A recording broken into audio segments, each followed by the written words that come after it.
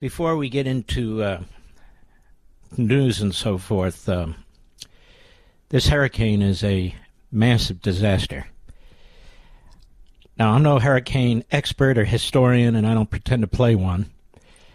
We do have a home on the east coast of Florida that will be fine. But there's going to be a lot of homes in a lot of parts of this country that are not going to be fine. This is going to be a Category 4 hurricane. That means minimum sustained winds of 130 to 150 miles an hour. That will take down most houses. There can be anywhere from 20, 25, even worse, foot-high sustained waves. Now, in the coastal areas, of course, you don't have mountains and so forth along the coast. So that's going to be devastating. And as I understand it, most people who don't take precautions, who don't get out of the way, who don't evacuate, this is how most of them wind up dying. Because there's nowhere to go and there's nobody to help you. So I always take these warnings seriously. People will say, yeah, well, 2 years ago, that's fine. That's fine. That's luck. That's okay. But this forecast is real, it's serious, and this hurricane is already bearing down in the Gulf, in Florida. This hurricane is 400 to 500 miles wide. It's not moving up the East Coast. It's going to be moving through these states, these southeastern states, into the north. But it's also going to take a bit of a turn to the west, which means places like Nashville and Huntsville are going to see 40, 45, 50 mile an hour sustained winds. So people who aren't used to this, parts of Georgia that aren't used to this, Atlanta, big metropolitan areas as well as rural areas, they're all going to be affected. They're all going to be affected. So what I can tell you now is this program is airing at 6:09 p.m. Eastern Time, live. You don't have any time. If you're within the zone, and within the zone, I mean within the zone. I don't mean on the outskirts of the zone. If you are at point zero, you better listen to your governors. They're monitoring this. They're getting the best scientific information they can find, and they are relaying it to you. And do it.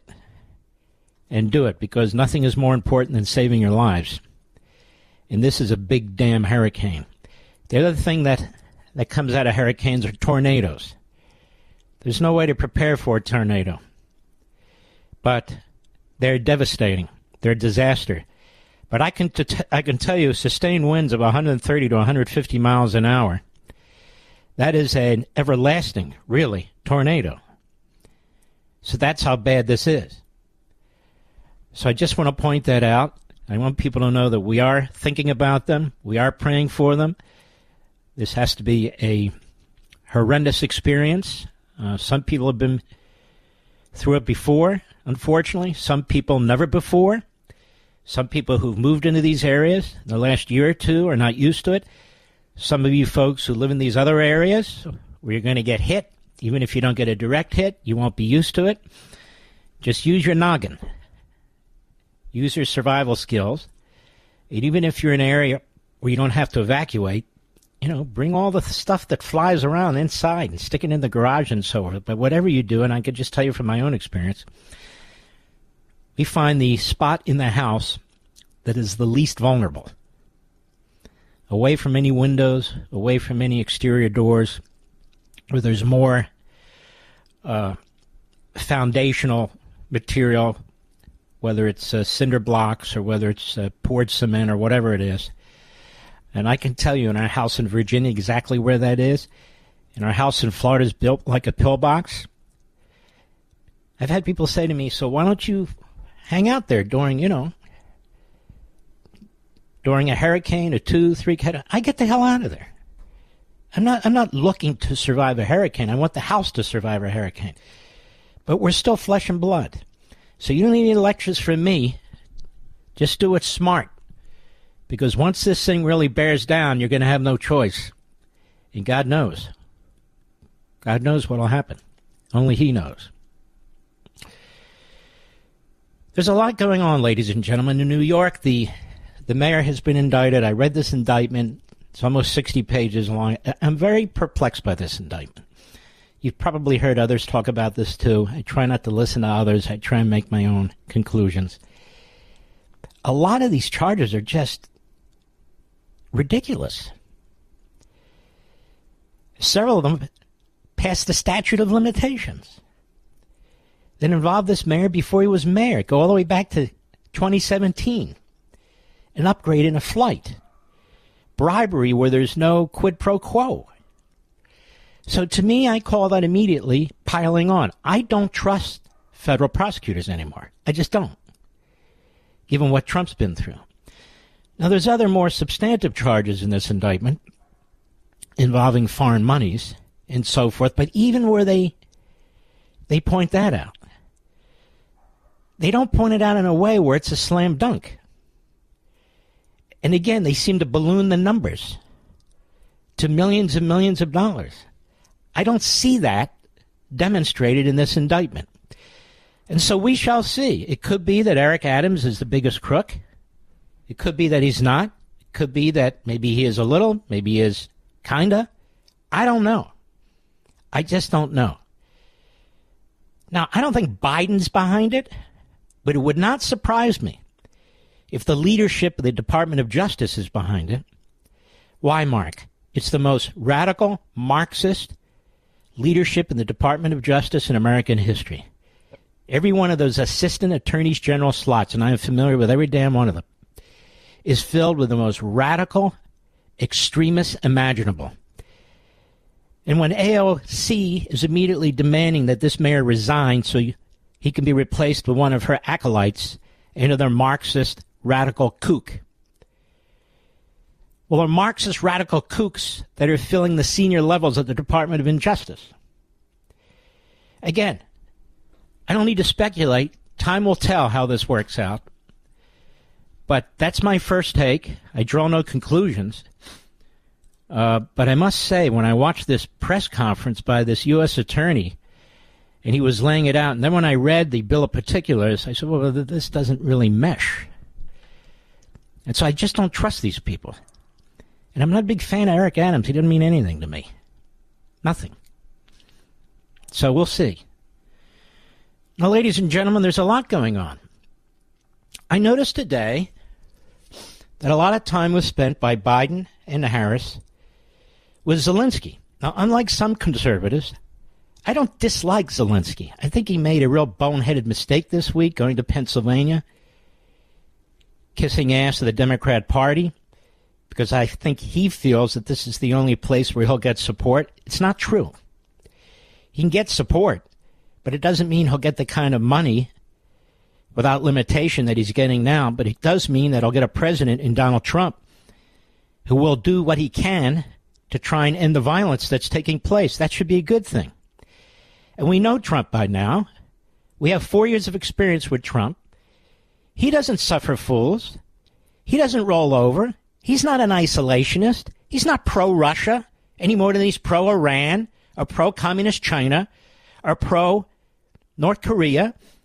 They said he wanted to eliminate NATO. As he explained today during his presser, he want to eliminate NATO. He told these NATO countries, if you don't cough up the amount of money that you've agreed to under our North Atlantic Organization, a treaty organization, treaty, well, we're not going to defend you if you won't defend yourselves. And he made them nervous, and they coughed up the money, and NATO had never been more flush with money to defend itself before. He's a negotiator. He knows how to negotiate. The ruling class in Washington are suckers. They don't care how much they bleed the American taxpayer. But ironically, if you listen to them, he hates NATO. Yet when he left office, NATO was stronger than ever. Had more money from most of these countries than ever before. Our military hadn't been as strong as since the Reagan days. And so he's not an isolationist. He's not a pacifist. He's not one of those clowns. He is a peace through strength Reaganite. In fact, his foreign policy, I've said this before, it's no surprise, is very similar to Reagan's foreign policy. He took out Soleimani. Reagan took out their oil bases. And we could go on and on. But something today I noticed, and I was taking notes as I was watching this, really underscored for me that the Biden administration, and I want people to listen to this. I want people to listen to this. We've been censured in New York by George Soros's radio station, WPHT, in Philadelphia, I'm sorry. Now we're on WABC. WPHT in Philadelphia. So the folks there are now moving in significant numbers to the podcast, and I and Westwood One, and we're working together as a team. We will find and create other platforms in these major cities if we need to, and we do.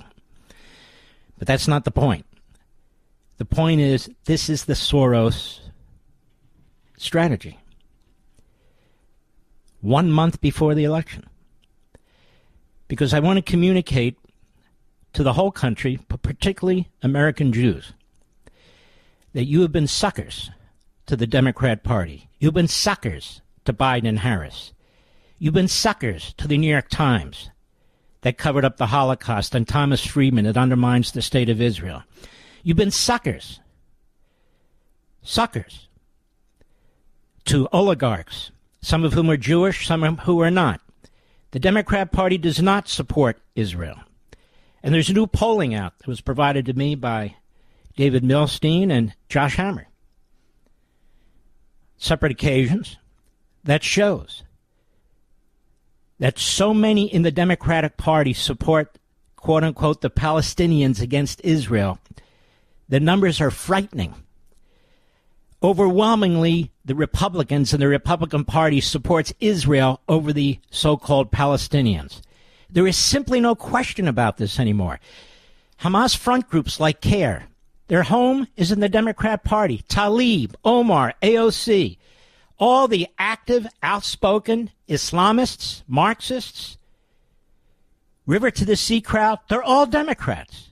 Now, you might say, well, we see some on the right in the media, and that's true. But when you look at organized, systemic, party-affiliated anti-Semites, their big home now is in the Democrat Party. Look, all the parties have real sickos, don't get me wrong. But that's where the activists are. And they have an enormous effect. And they're in the executive branch of this administration. They're in the executive branch of this administration. And most of them are in the vice president's office, in the vice president's circle. Most of them are retreads from Obama. And they're there, and they are poised, and they're ready to attack. And what they're doing right now, so you understand, is they're withholding intelligence information from Israel. Right now, about Hezbollah. I pointed this out last night. They're withholding basic military equipment right now to try and starve Israel. And so here's what I wrote, and I think it's important. It was posted by our friends at Right Scoop. America's anti-Israel Harris-Biden regime, more overwhelming proof. Now, please listen carefully. The whole country, but especially Jews who've been brought up as Democrats, who've spent their entire life voting as Democrats, and think that Kamala Harris is with them. Biden-Harris loves Zelensky. Did you see that today? And treat him with respect, but hate Netanyahu and treat him with contempt. They condemn Putin, but subsidize Iran. They rush arms to Ukraine, but withhold arms from Israel. They provide intelligence to Ukraine, but are not sharing intelligence with Israel. They seek no ceasefire or diplomatic solution with Ukraine, but demand that Israel agree to a ceasefire and insist on a diplomatic resolution. They say Russia must be stopped or that war will expand. They say Israel must be stopped or that war will expand. I'm going to finish this, Mr. Producer. They put sanctions on Russia, but lifted them on Iran. They've flowed more money into Iran than they have into Israel. I say this as someone who supports Ukraine. But the Harris-Biden regime's conflicting statements and actions underscores their animus. The Democrat regime's animus has towards the Jewish state. It is beyond debate, and it is factually conclusive. You better wake up to this, America, particularly Jewish Democrats.